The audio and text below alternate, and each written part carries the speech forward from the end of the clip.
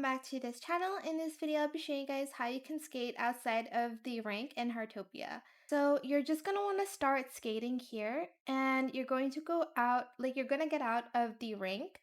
Once it reaches 5 seconds on the exiting ice skating, start challenge. And when it hits 1 second, you're going to end the challenge. I tried this a few times and you have to be really precise on it. So here's what it looks like when it actually works. So again, you're gonna wanna go to the rink, get out of it. Once it hits 5 seconds, you're going to start the challenge. 3, 2, 1, end it, confirm. And as you can see, I can skate outside of the rink.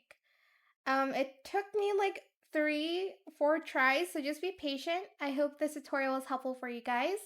Don't forget to like, comment, share, and also subscribe to this channel if you haven't done that already. If you have any more questions about this video, just leave it in the comment section down below. I'll try my best to answer them all for you guys.